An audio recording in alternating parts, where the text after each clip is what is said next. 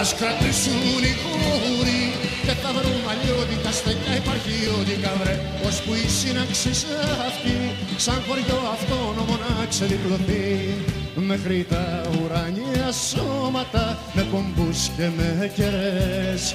Φτιάχνουν οι Έλληνες κυκλώματα και ιστορία οι παρέες.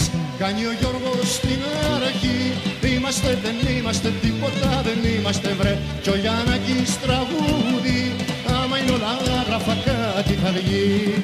Και στις νύχτας στο λαμπάδιασμα να κι ο Άλκης ο μικρός μας για να σμίξει παλιές κι αναμένες προχές με το ροκ του μέλλοντος μας.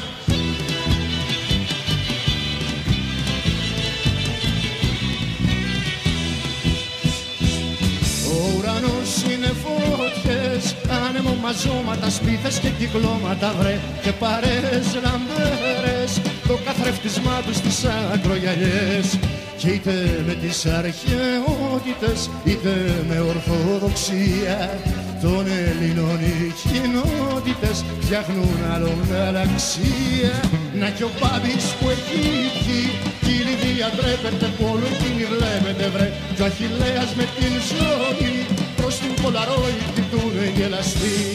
Τότε η Έλενα η χορεύτρια σκύβει στη μεριά του τάσου και με μάτια κλειστά τραγουδούν αγκαλιά εθνική Ελλάδος γεια σου.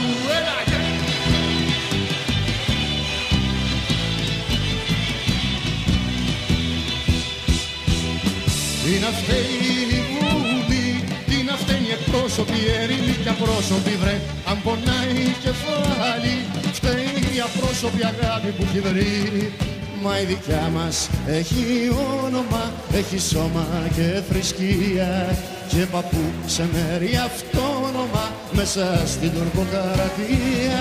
Να μας έχει ο Θεός γέρους πάντα να τα μόνουμε και να ξεφαντώνουμε βρε, με χώρους κυκλωτικούς κι άλλο τόσο ελεύθερους σαν ποταμούς.